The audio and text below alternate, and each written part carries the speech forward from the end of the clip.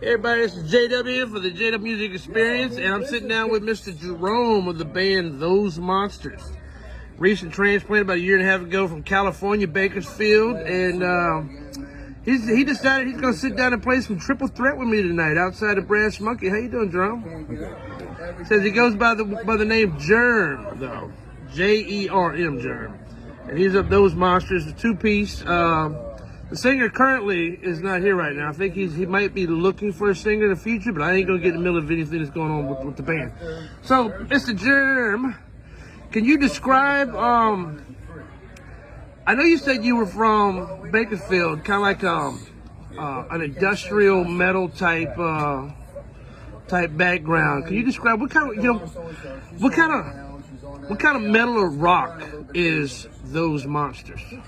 It's a heavy industrial metal influence and a new metal influence on it for sure. But we take influence from everything, like David Bowie, Depeche Mode, NXS. You had to speak up because the Patriots next door kind of loud. Yeah. We take a lot of influence from different 80s and 90s industrial and electronic bands. Okay, and y'all just recently moved here, right? Yeah, just around a year and a half ago. A year and a half ago? Yeah. So, what exactly? So you said that you may be looking for some new talent to join your band. Yeah, possibly. What are you looking for? We'll have to see how it works out with the current singer, whether or not she's going to hold on and keep singing with the band or not. But we would need like a live drummer or live guitar player to help us present ourselves properly live. Live drummer, live guitar player, yeah. And maybe not new singer. Possibly, yeah. We'll see how that goes. Okay, cool. All right, this is a triple threat, Mr. Germ, and on here, if we ask 3 questions. And however long it takes you to answer the question is how long the interview lasts. You ready? Yeah. All right, Mr. Germ, can you describe your musical journey? What led you to the music rock genre? I first started playing music in the church. My grandparents took me to the church, and I was interested in music, so I started learning piano there. You gotta speak up a little bit, bro. Yeah. So I started playing piano in the church when I was probably about 7, 8 years old. Okay. And then when I got into school, I joined the band. I played drums in the band at school, and then took cello, viola, and violin lessons when I was 15 for a few years. Took jazz drums for 2 years. First time I played a show where I got paid was 14, so I've been a working musician, I guess, since I was 14. Wow, okay. It's been a long while.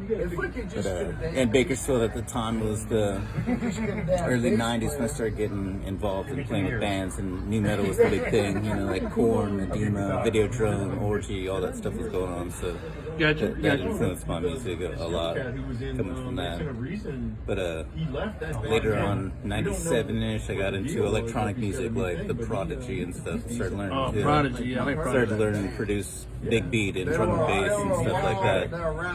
So that also plays an influence on my music. You can hear influences of drum and bass heavily in my music. I played with a lot of popular musicians around there. I was in a band with Mark Chavez, who's Jonathan Davis, Korn's little brother, for a little while. So Jonathan Davis, Korn's little brother, was in your band, huh? Yeah, for a while. We have some recordings online, I think, 4 or 5 That's pretty cool, bro. Yeah. I love Korn. But whenever it got to the point where we were talking about major labels and stuff, I realized that wasn't something I was interested in, so I kind of stepped away from music for a couple of years, just to work on my own personal stuff for a while. What drove you away from the major labels? Just the idea of being in some sort of contract with these people where I have to make a certain amount of money or end up basically like a financial slave to a major label. Oh, I feel you, though. I just had to ask that question when you brought that up. Yeah, I didn't want somebody to own my name and likeness and have a control over my music and what kind of creative direction it moves in and stuff. I wasn't interested in any of that. So all you gotta do is look up Prince. I'll tell you right there about big music labels. Yeah. Now, what brought you to Louisiana? Well, the singer of Those Monsters, who's now my ex, is from New Orleans, and she was living out in California trying to work in the entertainment industry out there, and it wasn't really working out. We didn't like it out there, so she wanted to come back closer home, so we moved out here to Slidell, where we're right next to New Orleans. All right, cool. That's cool, dude. And I enjoy it out here. I'm glad I made the move. I was in California. I love it out here. Hey, man, you come out, you got to start all over again just about. So that's cool, man. That was like kind of a downer to have to start from scratch, but it's worth it though. It's worth it. Man, it's a journey, bro. It's a journey, man. Yeah. Now, what bands or artists have influenced your style of play? I think as far as my style of playing goes, David Gilmour is probably my biggest influence on guitar, followed by Adrian Belew, who worked with David Bowie a lot, because David Bowie is a big inspiration of mine as well. Oh yeah, my 18-year-old daughter, she loved David Bowie since she was a kid. Yeah, I've always loved Bowie. I think other than that, the biggest influences would probably be 9 Inch Nails and Depeche Mode. So there's lots of synthesizers and electronic drum sounds and samples and things like that in my music as well. Yeah, that's cool. That's cool. I'm not going to delve into any adversities and like that, so I'm going to ask you a third question. Yeah. Could you describe your style of music? Because I've listened to some of your music. It's on Spotify, stuff like that. And it's, to me personally, it sounds more like an industrial, digital type trance type metal. Yeah. Or rock and roll.